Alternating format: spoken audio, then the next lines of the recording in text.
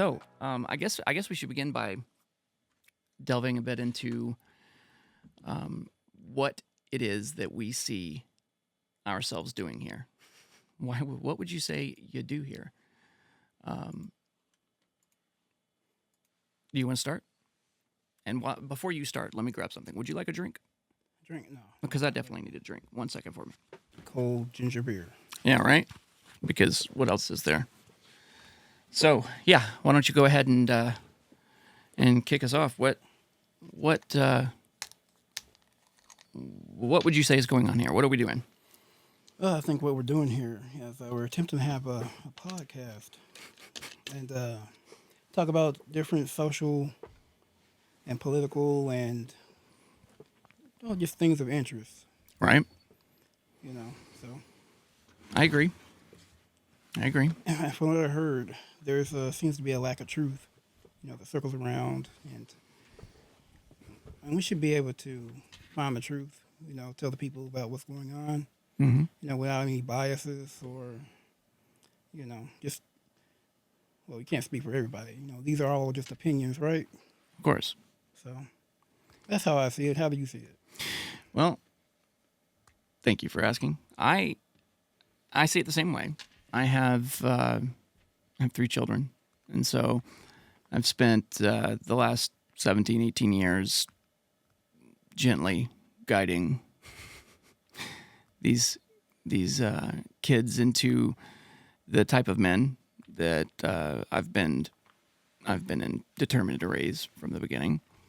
And as a parent, you don't always get it right. You make tons of mistakes, and as a matter of fact, it's given me a lot of forgiveness for my parents and understanding for the things that my parents went through, and it's ended up in a very strange place because I agree with what you said. I think that truth is something that somehow the country at large has decided is subjective, right? So you have your truth and I have my truth. And the problem is that's just not how truth works. And while I don't like the idea of running around and just slapping everybody with the truth and telling them what it is they should believe, we have to understand that a failure to agree on at least a common reference frame, right? At least a common frame of reference where we all can accede that certain things are held to be true, whether they're evident or not, that they can held to be true. We don't have the ability to communicate, right? Because Right. if you are constantly thinking that things are this way and things are that way, and I see it completely opposite, unless we first acknowledge that and use the disagreement or the differences to come to a common point of reference, we're not going to be communicating about the same thing. And that's become extremely relevant and a source of a lot of contention these days. Yeah, it's even hard to, be able to tell somebody, talk to anybody Mm-hmm. about anything without them, jumping on you Mm-hmm. or just getting angry. It has. You know, I agree.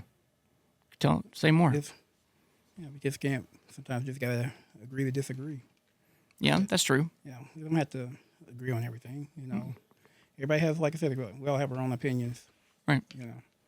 But you're right. There has to be some type of base that we got to go to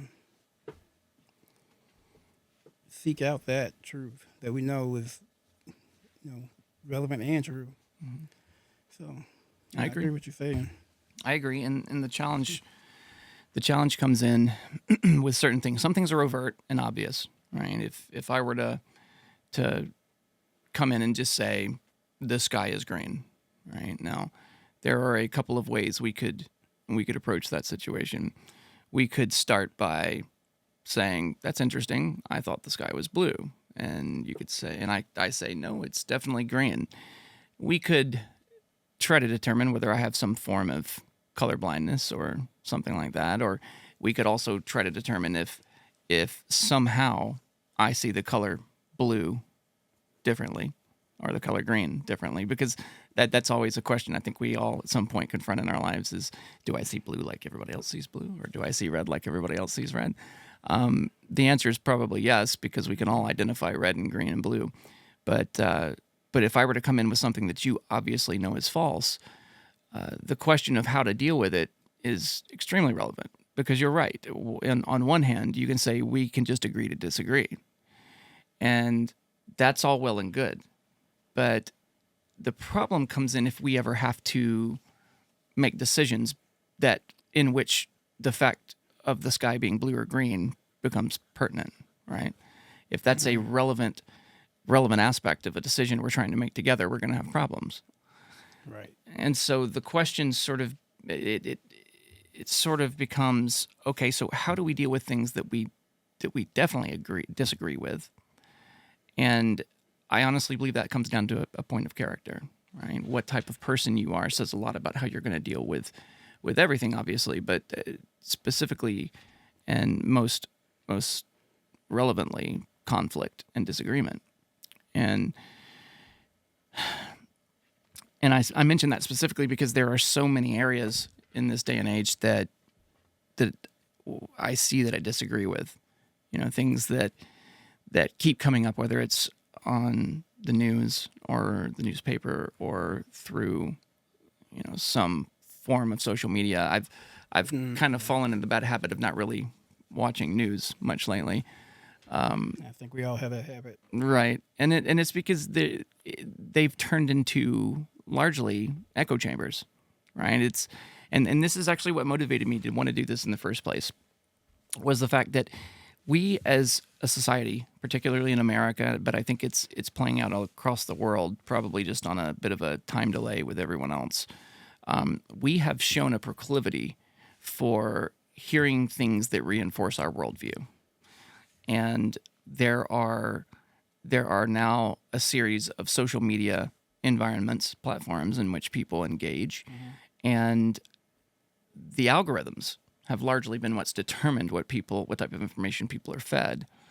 And as much as we would like to ascribe something sinister to it, it's really just more basic than that. It's not necessarily something sinister, although it could be used in a sinister way. It's really just a fundamental desire or goal of trying to increase utilization. How do we get someone's eyeballs glued to this screen for longer than we already have it? And people love drama. People do love drama. And it turns out there are a couple of things that promote or increase utilization, increase screen time. And while as much as seeing things that you agree with increases your interest in them, nothing increases your desire to look at something like something you disagree with or something you can't look away from, like a train wreck. Right. And that's interesting. It's interesting in a frightening sort of way too, because how many times have you been on the interstate and you're driving and the traffic slows down to 5 miles an hour? It's stop and go and stop and go. And by the time you get up there, you realize everyone is just slowing down to look at an accident or a couple of people that have had fender benders. Nothing major. Nothing. But everyone's stopping to look. It's that sort of thing. Because the first thought I think that goes through my head, I don't know about everybody else, but first thought that goes through my head is, if we would just not pay attention to that, we would have been out of here 5 minutes ago or 10 minutes ago or whatever the situation is. But it's something about that herd mentality that we have that speaks probably to our desire to look at not just shiny, but often dangerous things, but also the complication of the compounding effect of having massive groups of people interacting or doing things together, which makes the online realm of particular interest for study. So what I would like to do is I would like to, let's discuss for a minute how we want to use this time.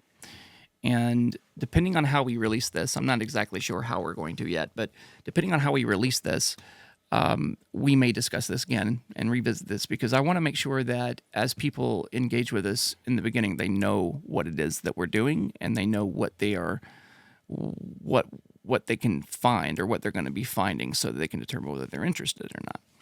I don't want to do this situation where we just start, begging for subscribers. Hey, mash like and subscribe. It's not that I don't want subscribers. It's that the goal that I have wanted from the beginning. And can I say this directly? No, I can't. I've got to back up. Let me get into what motivated this for me, and then I'll turn it to you so you can speak to this as well. Some of the things we've talked about in mind, with some of the things we've spoken about already in mind, the challenge that I have being a father of three and seeing the amount of the disturbing levels of confusion that exists at a national scale, herd mentality type considerations that on the surface may look okay, but when you drill down are actually quite problematic. With all of that in mind, the day and age that we live in is not at all like the one I would have expected to find 25 years ago. When we were in high school, because we went to school together, when we were in high school, I recall very specifically thinking, there's a lot of problems at the national level, at the government level, at the social level, at an economic level, at a global level, international level. And I recall distinctly thinking that once the boomers, the baby boomer generation, left power, Right. and I wasn't bitter about them being in power, it's just the way that it was. But once they stepped out, a lot of problems that existed at the time, I felt had a good chance of just falling by the wayside. And some of those being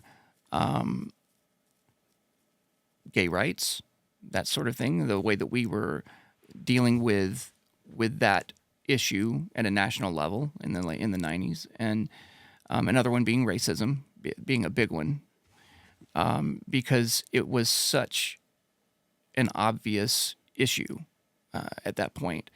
And it felt like something that, as I heard, it was like, okay, these people made a bunch of mistakes in the past, right? And it didn't seem like the distant past to me. It seemed like, like our parents' generation remember black and white water fountains and white-only restaurants in the South and stuff like that, which, so we're talking post-Civil War, pre-Jim Crow. We're talking about around the time segregation was enforced, right? Where they said, okay, Right. black kids and white kids are going to go to school together, no matter, whether you like it or not. That's just what's going to happen, and it will flesh out over time. The issue will settle out. You and I came around decades after that, and born in the late 70s, going to school in the early 80s. You and I met in what, 83, 84? Yeah, around that time. Something like that. 83, 84. And so to us, we sort of met at an age that it's not like we didn't notice black and white, but it didn't matter, right? We hadn't been programmed with a lot of the more controversial ideologies that can exist for adults. Right. I would say we were more in a bubble Sure. in that regard. Sure. We talk about it all the time. It's like we were just kids. Our parents, they taught us. They didn't teach us about the white person or black person or anything. It's Right. just like how kids just figure out things. And the only concern the kids have is like if that's a good person or a bad person, Right. or something like that. And if they like them, or does that person like me? Right. Do I like them? Right. Right.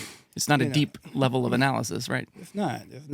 We're just, and we hung around kids like for the most part who didn't see anything like that. Like there was a bunch of us, Right.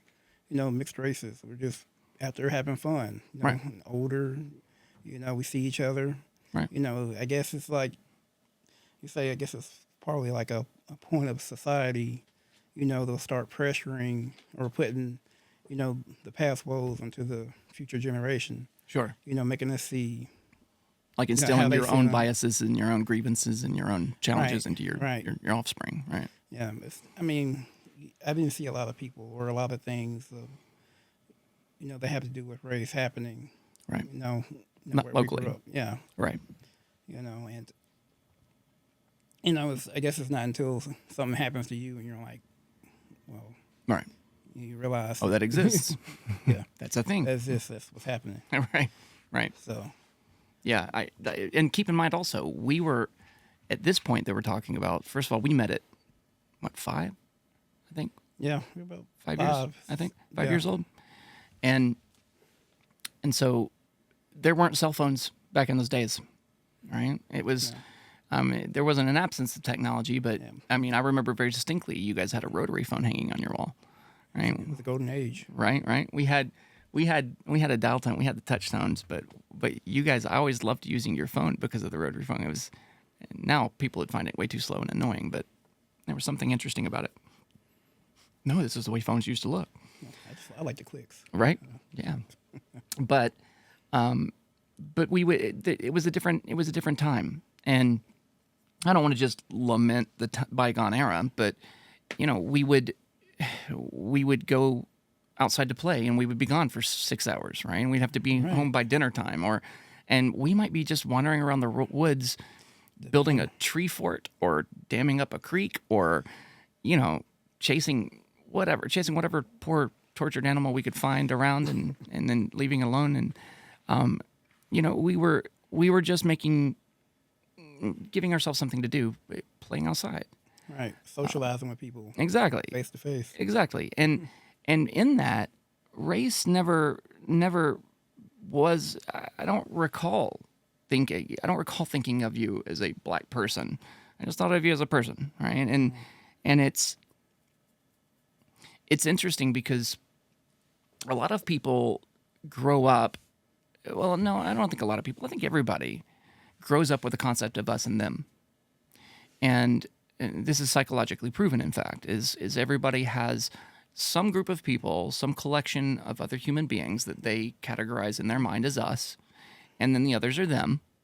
And it leads That's to how the cliques are formed. right. And whether we're talking about a football team or, in a high school, and the football team that you're cheering for is us and the others are them, or you're talking about, like you said, a clique, you've got the nerds and you've got the jocks and you've got these different groups of people and using and theming.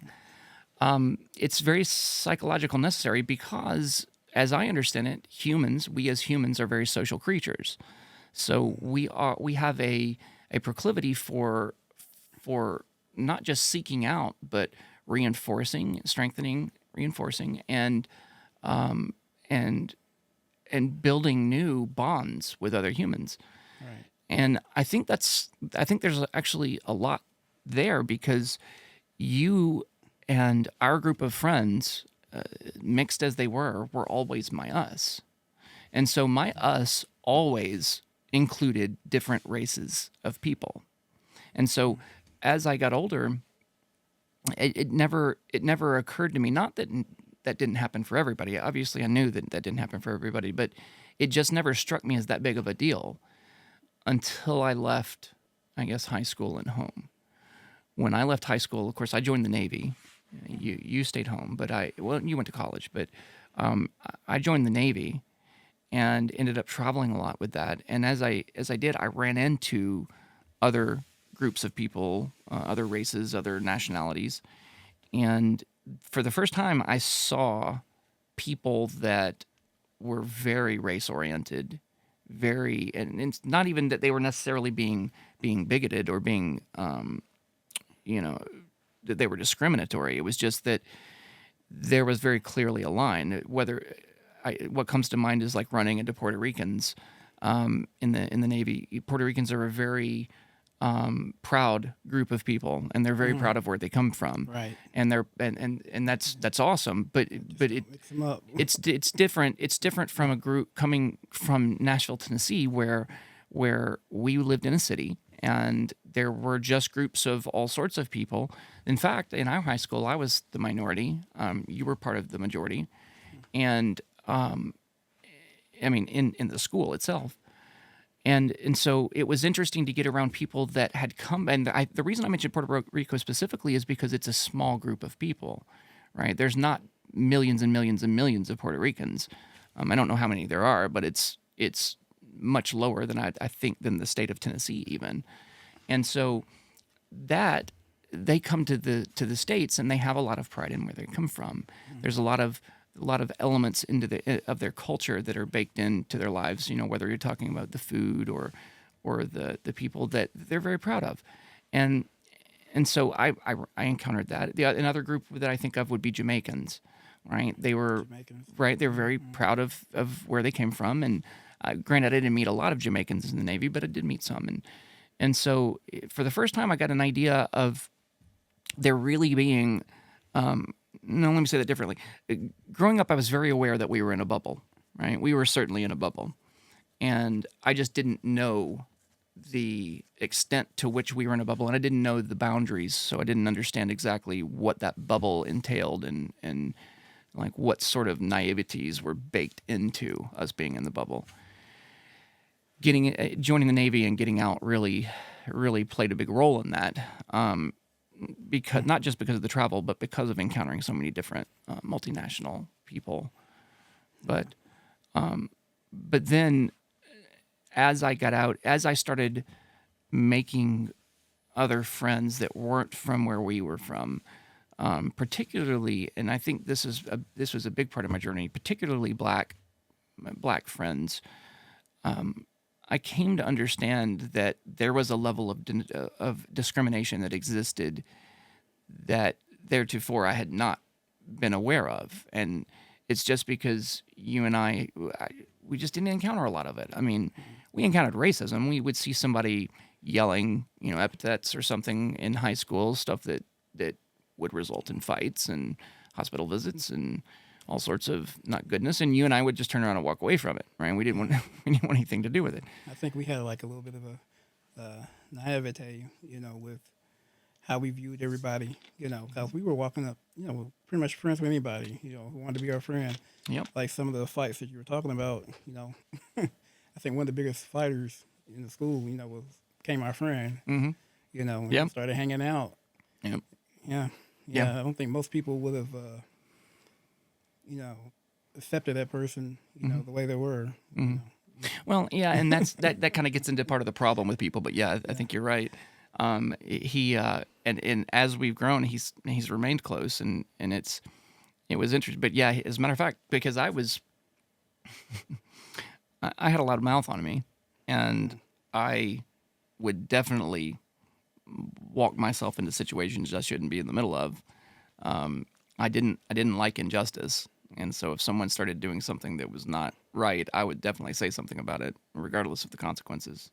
Sort of a damn the torpedoes type Right. mentality. And there were some that you had to pull me out of the fire on. In fact, I don't think I ever relied on you as a wall to help with that, but there were definitely some situations that I think it was clear that I couldn't handle. And as time went on, I got to where I could handle them. You can only have people start fights with you so many times before you just learn how to handle yourself. And while I wasn't and am not proud of it, I had to fight my way out of a number of situations. And you, as far as being a wall, would keep them from going too far. And that's what I recall the most was knowing that I was most likely not going to lose my life because of what was going on, because you could step in and keep stop the merry-go-round if you needed to. But Yeah, I think I always felt like, well, it was, like I said, it was like we've been saying, it's been a different era. Mhm. When we grew up, I always felt, one-on-one, that's fine. Fisticuffs, so be it. sure, yeah, But if you want to have friends jump in, you want to start trying to actually do something that'll put you in the hospital. trying to do damage. Yeah, some exactly. real damage. Nah, Yeah.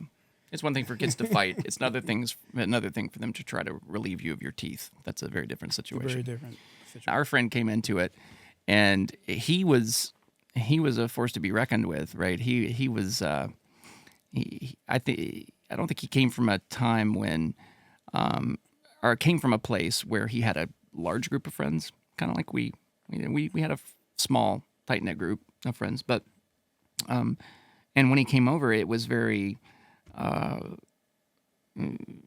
You could tell he was. We are how he learned how to interact with people and be close with people, and he just. I think we were responsible for him forming a lot of his social skills. And because there were definitely people that would have said that he didn't have any social skills at the time because they were intimidated by him, and yeah, so Yeah, I think we calmed him down. yeah, we did. Yeah, We helped to balance him out a little bit. Yeah, Yeah, we all influence each other. So. right, certainly. And he definitely gave me a another friend that made me feel. I always felt safer. I always felt safe with the two of you guys, man. But so back to where I was going with all of that is when I got in the Navy, realized the limits, I guess I would say, or the full extent or definition of the bubble that we had grown up in. As I made specifically black friends, I found that everybody didn't have the same experience, and more, I guess, moreover on that, it was more like there were people that had experiences of racism and discrimination that to me felt like things that had existed in the past, right? Like, oh yeah, are we talking about the 50s or are we talking about, and they're like, no, this definitely happened. And running into people that did feel that they were being actively discriminated against. And it was inevitable to run into those people because they're out there. I mean, the Rodney King riots happened when we were kids, and that was a huge national event that sort of tipped racism and race relations into a headwind that was part of what I remember thinking would hopefully one of these days blow over. And so to bring everything full circle, as I began talking to those people, it gave me a better understanding of how people experienced the United States, how they experienced being raised, and because we could also talk about the fact, because eventually I began a lot of international travel, and that gave me a better picture of what the United States' bubble looks like, right? But with regard to the Tennessee bubble, I mean, what level do we want to talk about the bubble we grew up in? That degree, the one that I would say you and I grew up in, I think we grew up in a bubble that was different than a lot of the country experienced. And I try to think about that, and I don't know if it's specifically because race relations were better where we grew up, or just because we have because of the way our parents were, right? Your parents have always loved and accepted me from the beginning, and mine you, and so we were always at you were at my house or I was at yours, and our parents were always very. It was never an issue. Nobody ever thought it. It wasn't like I don't think your parents were ever like there's this white kid that keeps coming over. And my parents weren't like that either, and so it never became an issue. And then, as I got out, I found how many people had bad experiences on the racial front, and how impactful a lot of them had been, and I guess the relevant part is I realized that we were very fortunate to have the experiences that we had, and the context that we had, and the families that we had, and all of that. Because looking back, there were definitely elements of racism, like even in our high school, right? I recall there are some teachers that we had that were definitely race was definitely an issue for them. I don't know. Did you have any in school that you felt right? Because I mean, it's a little different because you were part of the majority, but did you feel like that was never an issue in the schools that we went to growing up? No, that wasn't an issue for me. I mean, we definitely had bullies.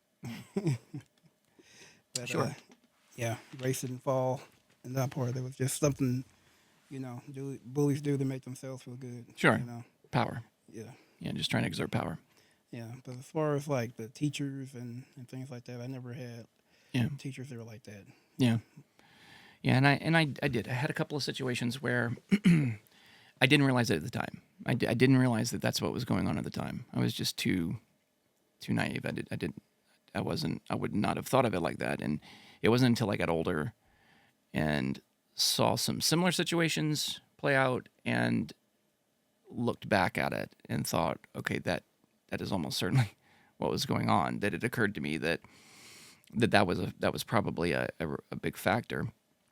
And not to diminish or demean those people, I'm sure they had situations in their lives that were difficult, that gave them some predispositions that, they probably just failed to come through unscathed, and that was probably the source of it. But still, like I said, to bring it full circle. So at the time, I thought, well, once the baby boomers step down, Generation X will step in, and we will get a crack at running the country, running businesses, and doing things, and that will be a good thing, because predominantly, it felt like our generation was arguably the least racist generation that had ever existed. Right? It was like for the first time, I start feeling like there may be a day when race cannot be an issue. Right? At a national scale, even. Fast forward to where we are today, and that is not what it feels like has happened. If I had to put my finger on it, I would say it was around 2015, somewhere in that neighborhood. I don't know exactly when. Sometime around and I think a case could even be made going back to like 2012 with Obama, and that I think that definitely played a hand in it. Not so much the fact that a black man was elected to president, as much as the way I think that black man took a stance towards race and race relations as time went on. But again, I'm not trying to judge Barack Obama. I don't know how you see that. When do you think? Because do you agree that at some point it definitely ramped up? Like things went from, maybe one day this could be in the review, because you may not see this way, right?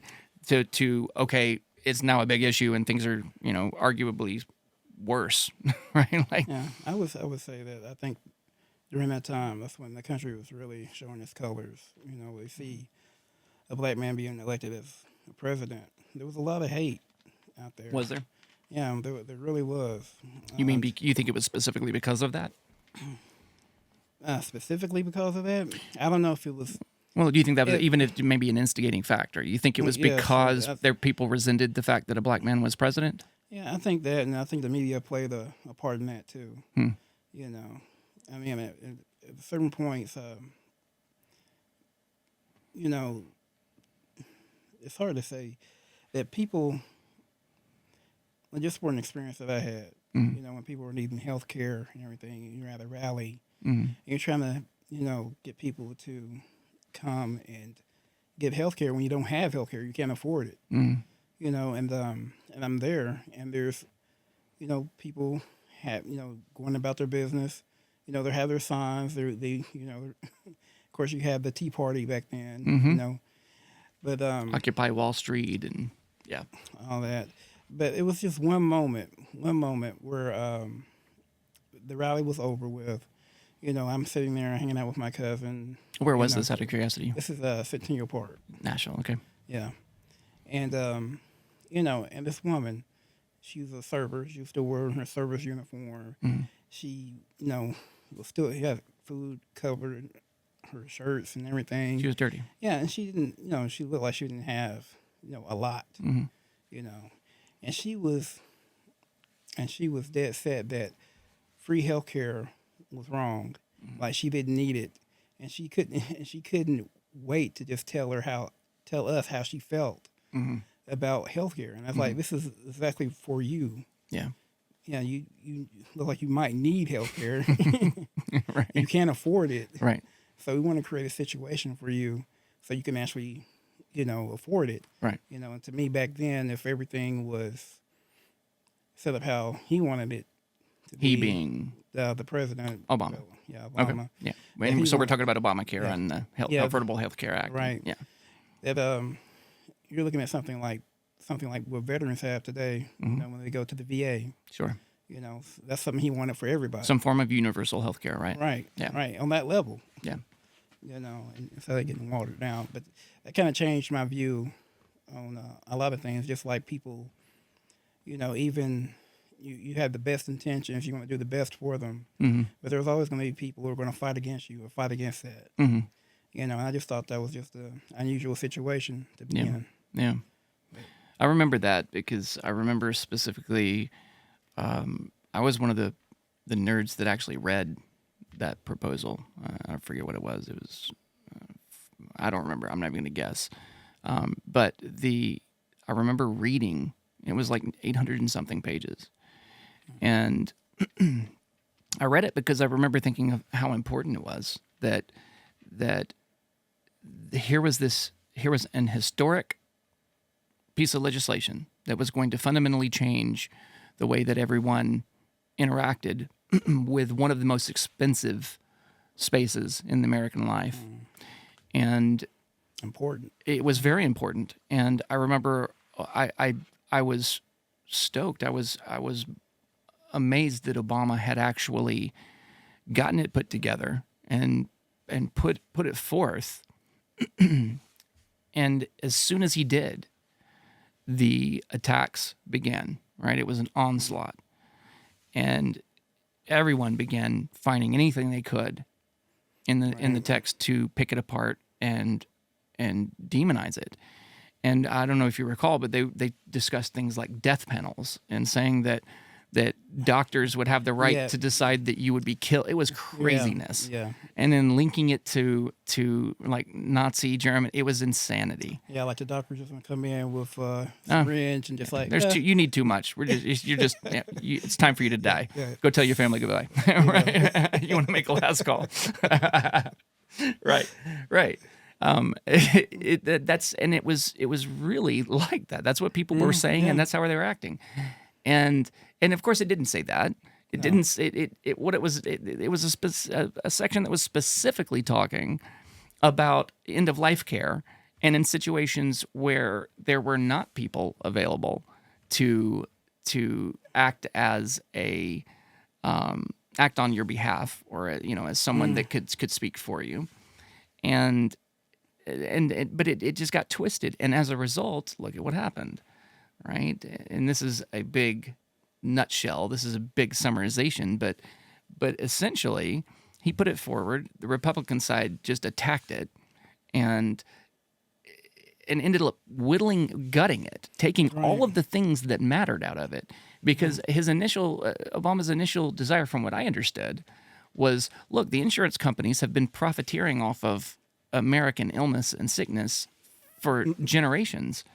And we have to shift the responsibility, the onus of responsibility to them to clean up this mess. And so it was basically trying to force them to create a massive group for everyone that was uninsured. And if you fell out of an existing plan that you had, whether you had pre-existing conditions or not, you would automatically default over into that larger group. And that group would be maintained by the health insurance companies. And what that would do is it would take the costs that are typically, because we had a huge problem with not just the insurer, but the providers, right? We had companies that were maintaining hospitals and doctors' offices that were saying it's far too expensive to maintain this. And especially if they have a pre-existing condition, we may take somebody on tomorrow that has tons of issues that we can't fund. And so the solution was the insurance companies have been taking premiums from people and then finding reasons to kick them out for so long. Let's force them to create a standalone group and let them cover the cost of maintaining that group so that any shortfalls don't necessarily get passed on to the provider. Because at the same time, the healthcare companies, the hospitals and doctors' offices are the ones that are picking up the bill for people that walk in the door, take emergency services, which they're not legally allowed to deny. and then turning around and not paying the bill. And so it was dry. And so they had ended up in a spot because only like 30 or 35%, if even that high, 30 or 35% of the people that were coming in were actually paying their bill. They had to shift the cost to the people that would pay. So you look like you're pay your bill, so we're going to charge 5 times more for things so that we can actually recoup some of our losses and continue to operate. Otherwise, we're going to go bankrupt. And so he was trying to solve that problem. Well, the way the Republicans gutted it, left it to where the main thing that it took out was that forced group provision from the insurance companies. So all of a sudden, the best thing that you could get was this alternative scenario where now there's a group that's available and people can go join it.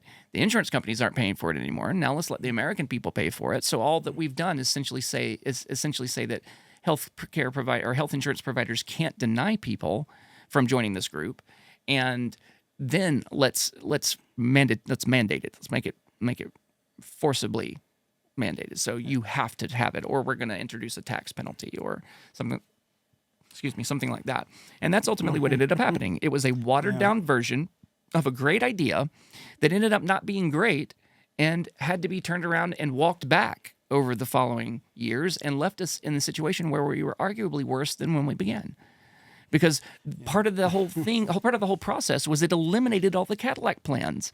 So what was anything that was decided or determined to be a Cadillac plan, meaning that it just offered gratuitous services and you had more insurance than anybody would ever need, those went by the wayside. And they started forcing things like HSAs. So instead of this Cadillac plan, now you can contribute to an HSA, which is just you paying for your health care. And your company will match, we'll give them the opportunity to match. And yes, it's pre-tax, but that's because you don't have access to these high deductible or these low deductible, high output plans anymore. And so anyway, you think that's where it began. Because we mentioned this, I brought this up on the front of race relations. So you think that this is where the race stuff started? Because what does that have to do with Obama? So how does race play into this specifically? Because I think that's the vein we were on, isn't it? Right. Yeah. I mean, it's just. Are you saying you think it's because Obama was black? Surely that's not it. Is that what you were saying? Well, I mean, that's what people kept saying, that like they didn't believe he was fit to be president. Mm-hmm. They didn't feel like born in this country. Oh, well, yeah, the birther kind of stuff, was it the birthers? That whole thing, that was Donald Trump originally, wasn't it? Wasn't Trump one of the ones that was screaming for a birth certificate? Original. I know he was definitely one of them. Right. I know he might have started it. Right. But yeah, and you my Trump birth certificate number is 1. It says Donald Trump. Yeah, go ahead. Like you almost feel like like they play to that. Mm-hmm. They play to that kind of drama. They play into what people will believe, what will get their attention. Mm-hmm. Like if you tell like one little lie or something like that, if it hooks 1, it'll hook 2, it'll hook 3. Mm-hmm. Then the next thing, people are, sprouting lies and things like that. And who is they in this scenario? It could be the American people. Sure. Them who want the president not to be Obama. Mm-hmm. Who have things to gain. Sure. But it was just interesting. I think at that point in time, that's when I think you could see some of the racism that still exists in the country. And I think when Trump ran and he won, mm-hmm. that kind of because we just jumped a big swath of time from there. Going from Obama to Trump. So what year are we in right now? Because again, on the vein of race becoming a thing, right? Because I think the reason I phrased it that way and I led us there was because I think if we go back to 2012, it felt like race relations were improving. It felt like, there were still issues, right? There were problems under every rock probably, but it felt like on the whole, again, I remember. I think what I may be saying isn't necessarily what reality was. I think I may be saying that it felt to me like race was on track to become less of a relevant issue. And so that's what I was saying and there was a point at which I realized that is not what was going on. Mm-hmm. And I didn't realize it until later down the road when I looked back at the 2015 time frame and said, okay, things seem to have definitely changed, and that leads to the inception of the BLM movement and things like that. I think that is where race sort of got kind of supercharged as an issue. Now, again, Rodney King was in the 90s, and there was definitely a supercharging of the race topic in the 90s. So I'm not saying that it had just feathered away to utopian bliss. I'm saying You just thought things were improving. I thought things were improving. Yeah. I thought that we had sort of moved past it as a country, and the things that I realized weren't necessarily true in our bubble as a kid were starting to become more prevalent at large in the country. So that would be now. Yeah, go ahead. Yeah. Well, I guess these past two elections, I guess 3 elections with Obama and Trump, I guess they've had the highest turnouts, in Yeah. decades. Yeah. So people are very, they really wanted to come out and show support for either party, and I guess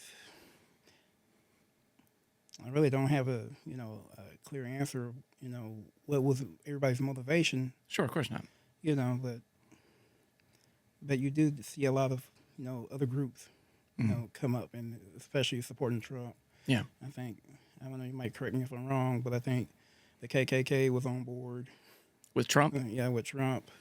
Yeah, I think I remember something like that. Yeah, like the Proud Boys and all these different white nationalist organizations. Yeah, there was something. Yeah, sure. Okay. Yeah. I mean, I get it. I don't know what relevance that has, but yes, I think some ultra white loving people definitely supported him in the beginning. I don't think he ever encouraged it. I don't recall him ever pandering to white nationalists, let's say. But and you correct me if I'm wrong. I don't think he has, to my knowledge. But no, he wouldn't, say anything like that. Sure. But it's just because I don't honestly, I don't actually think Trump's a racist. I hear it. I hear, especially these days, I hear whether it's Kamala Harris or Nancy Pelosi or someone else. I hear regularly clips of people accusing Trump of being a racist, which I think he's established regularly that he's not. And let me just go ahead and say, historically, I have not been a Trump fan. I was probably one of the last people that jumped on the Trump bandwagon, and I have never voted for Trump as of today, which is, we're talking about the 24th of October 2024. I have never cast a vote for Donald Trump. That actually, you know what? Before we delve down that road, this may be a good chance for us to talk about how we see these things, right? Let's kind of line where we stand politically, because I think that's the goal. Is that's going to play a role in how we see things and the way, what our particular ideals are. And so where do you stand politically? Where do you find that you typically stand politically? It just depends on, I wouldn't say you would be a Democrat or a Republican. Just, you vote for whoever has your best interests. Sure. Whoever has, if you read the policies and everything, and you're, clear on, who's going to be the best person for you, the best candidate, that's who you vote for. Sure. It could be Republican or it could be Democrat. Sure. Some people, I can understand why some people would be either way, either one, but yeah, you just got to be, just vote to your interests. Yeah. That's what I would think. Okay. Yeah, and do you typically lean one way more than the other? Have you historically leaned one way more than the other, or has it just been whatever each time? Well, it's not completely down the middle. If I was to lean one way, yeah, it might be Democratic. Okay. I got you. And I wasn't trying to force you into an answer. I just, I have been historically a moderate. I've never been able to jump on board with anybody. I didn't call myself a libertarian. Back when Constitutional Party was a thing, I wasn't completely on board with those guys. I've never identified purely with the Republican Party. I've never identified with the Democratic Party. I have issues with all of them, and I always have. Yeah. And excuse me. So, like you're saying, I've often looked at who I think is the best, and I've done my research and determined based on whatever's going on at the time and what I think the relevant issues are of the day. And that's the way I've seen it going for a long time. 2 elections ago, on Donald Trump's first run for president when he won, I couldn't do it. I couldn't vote for him. I didn't like him personally. I didn't agree. I was terrified of the idea of him becoming president. It seemed like a horrible idea. All the information we had on him was essentially his TV shows and his business track record, which seemed questionable, right? And so it was a problem for me. That election, I actually voted for myself because I wanted to be able to say I'd been voted for president. And so I wrote my name in on the ballot that year. That would be 2016. And the next one, I voted against him. I voted for Biden. And that was one of a handful of times I voted Democrat. I also voted for Obama. And the vote for Biden was one that was actually the only one I truly have come to regret, right? Like, I've looked back and the questioning myself and saying, what in the world was I thinking, led to a search for information that actually turned up information that turned up things that showed me exactly how misled I was, misguided, misunderstanding. That is the political game. Right. And, well, there have been a lot of times, like with Obama, I didn't like Obama's second term. I had problems with it, but I liked generally what he stood for. And talking about him being qualified, I mean, he was a law professor, right? If anybody's going to be qualified, I think the guy that teaches law might be one of them. And so I was on board with him at least understanding the process and the Constitution and those things. That always made sense to me. Trump just seemed like a television personality that I was afraid of. And after he finished his first term, I voted for Biden, like I said. And when Biden went so far, I first felt like I had made a mistake when Afghanistan happened, right? Afghanistan really pissed me off, like in a way that I still have a hard time resolving. It's like it completely, the way we handled it was completely unacceptable. And I honestly, it seems like Biden looked at the situation and said, you know what? Donald Trump scheduled this date. We're going to do it. Nope, he said it. We're doing it no matter what. We're just doing it. Screw it. Get out. And okay, I get it. But how many people died as a result of that decision? How many people did we leave in Afghanistan at the hands of the Taliban who had been helping us for 20 years to just be just murdered? I mean, just outright murdered. If entire family lines extinguished because of those choices. We had made commitments with those people, and we had set them up in a position where if we abandoned them, it was over. There was nothing they could do. They had no recourse. They had no appeal. They had nothing. The Taliban they had them purged within 6 months. They were all gone. And we not only did it in the most stupid way possible.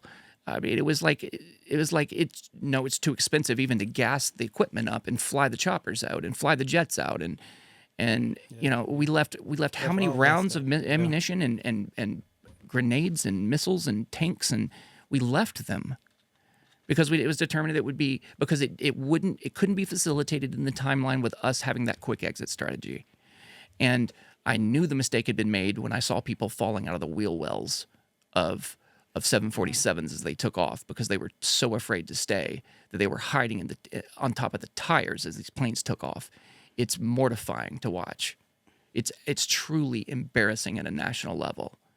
And I have a really hard time because as a prior military member, I take the mandate of our military very seriously, and I take our nationalism very seriously. I take the fact that we have to conduct ourselves with honor in this world. Otherwise, we are just a global force of power that anyone with morals should overthrow. The only way that we maintain the high position is by being worthy of the high position.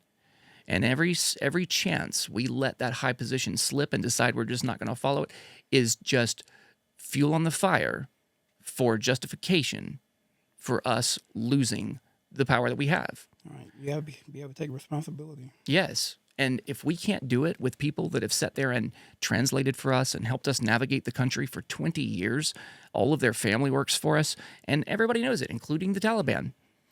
If we're going to leave those people in a lurch, leave them high and dry, which of course I guess I'm not surprised, because I look at the state of our country and I look at the veterans that are sleeping on the street, and I look at the, what percentage of our homeless population is comprised of veterans. It's a lot. Yeah. And so there are plenty of places where we show where our national priorities lie. And I went through a phase where when I was traveling internationally, that I wasn't super proud to be an American, right? And it's not because I don't have American pride. It's because the way people would interact with me and the things that they would say as I was traveling, in South America, Central America, the things that they would say would be, they were shameful. They weren't, oh, you have a great country. We love your country. Nashville's beautiful, which I would hear those things from time to time. But I would also hear, you Americans, you actually call yourself Americans. We're Americans too. Well, yeah, I guess I'm talking about the United States. Well, you're in the United States of Mexico, buddy. I'm like, yeah, I guess you're right. So why do we call ourselves American? Well, I guess that's just really pompous, isn't it? I had those experiences, and those led me to a place where I learned as much pride as I have in our country and my service to our country and the things that our country has fought for and stood for. There are plenty of them that are not honorable, that I am not proud of. Right. And you have to take the good with the bad with that. And the only way that I see to process that is to just decide we are going to do our best to make tomorrow better, to try to continue. We have to aim up. Yeah, you can't ignore it. Right. Yeah. You can't just act like it's just going to go away, because let's talk about the Taliban for a second. Let's talk about the Afghanistan situation.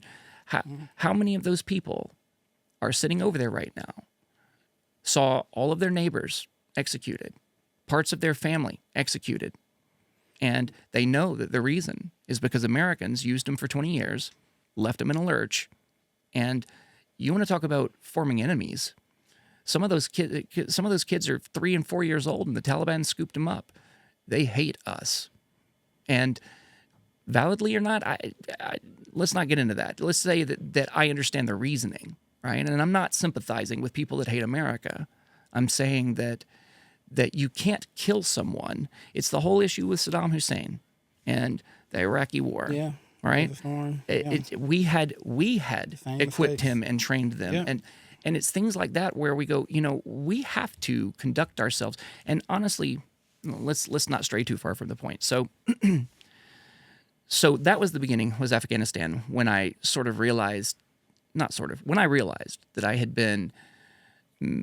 had not fully understood the situation at hand, that I did not understand the candidates the candidate that I had voted for, and I needed to do more research, so I began doing that.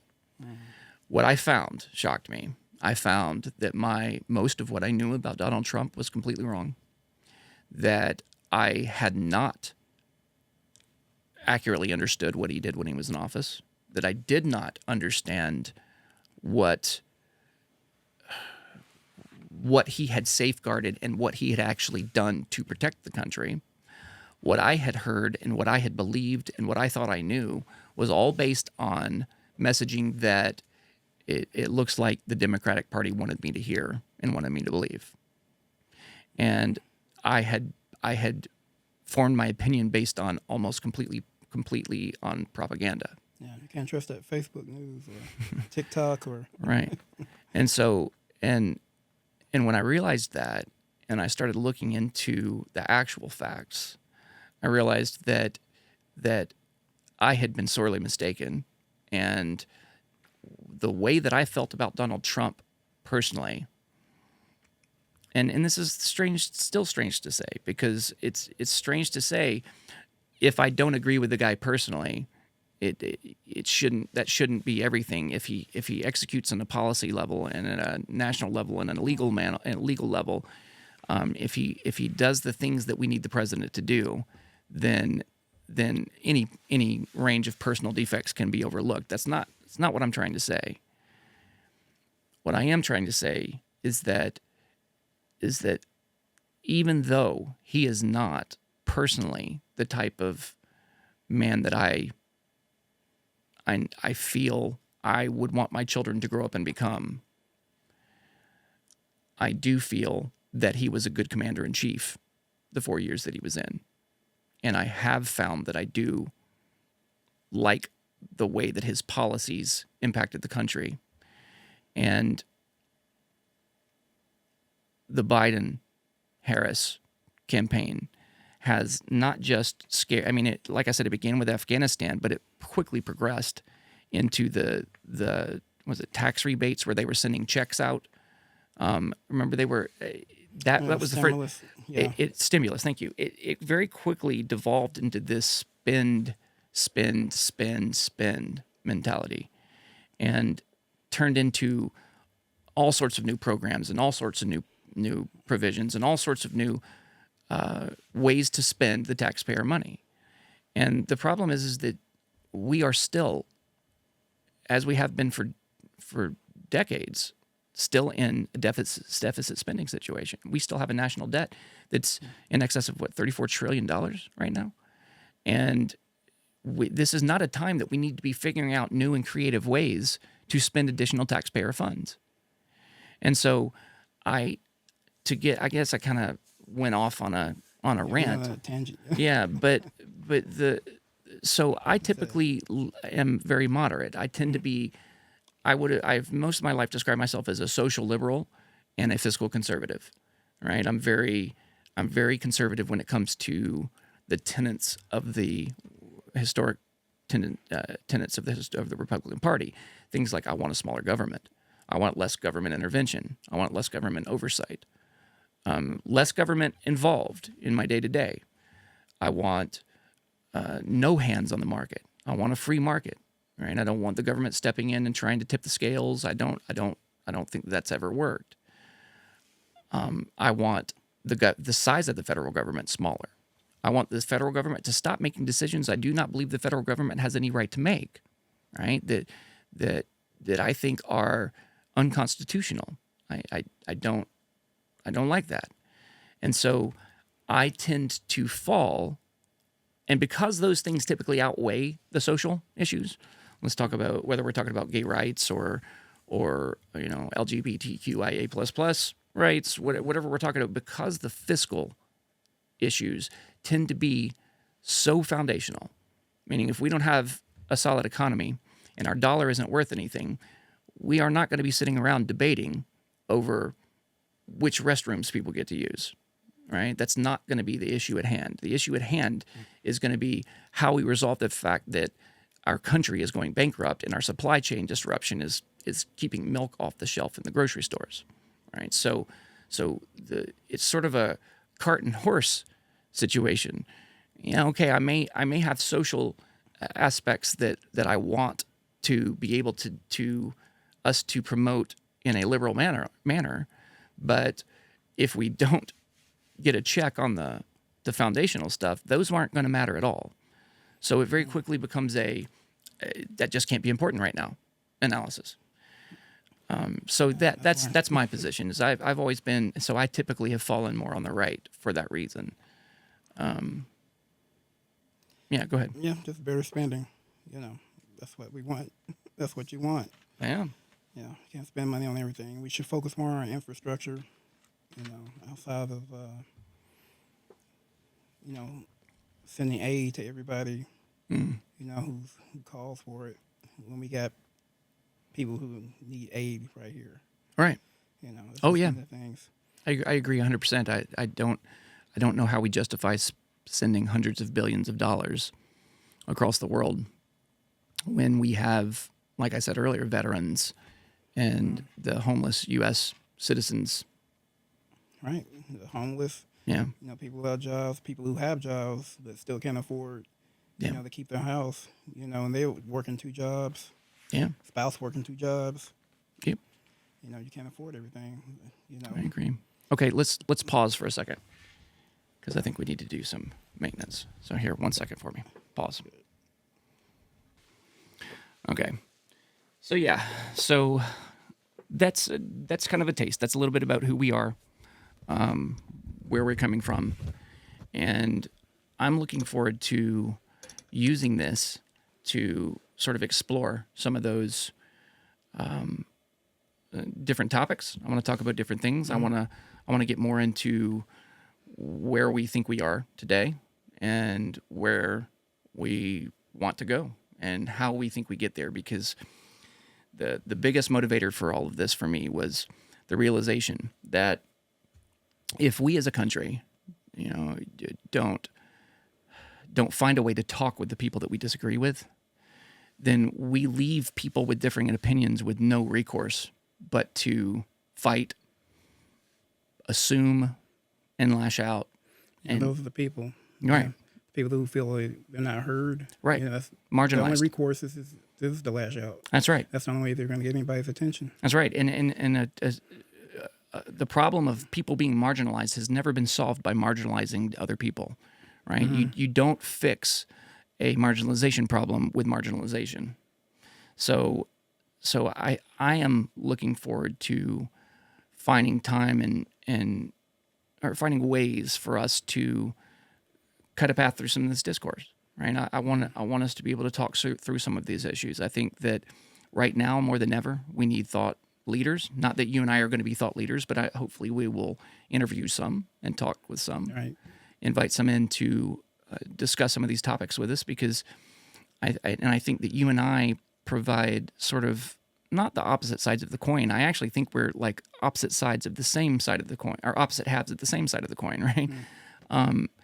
And if where you and I agree, I think we'll find a lot of common ground, and I think that's what people need really badly right now, is a common ground, because there are a lot of issues that people just don't know what to think, right? You can't trust the media. You can't trust what you're hearing half the time. People say things that have with no accountability behind it. They just say whatever they can to make you think whatever they want and do whatever it is that they're trying to get you to do, and that's a dangerous position. So I think that we have a chance in front of us to just open up the dialogue and being able to talk through some things. Yeah, at least, make the people more aware, make them to be vigilant in doing their own research and just not believing everything they see or hear, and just, stay away from that TikTok. Yeah, definitely. And honestly, we can research some things and we can learn some things too. I don't want this to be where you or I tell each other or anyone else what to think. I'm not interested in telling people what to think. But I do think there are a lot of people that agree with us, on one side or the other, on one topic or the other. Mm-hmm. And I think that there is a way to carve a path through disagreement that has a lot of benefit for everybody involved. So, yeah. All right. Well, Right. Wind this down. Yeah, let's wind this down, man. I appreciate it. Thank you for being here. And I'm looking forward to the next time we do this. That's it. Have a great day, man. Thank you for making the Last Man podcast with me. Oh, no problem. Good deal. Talk soon.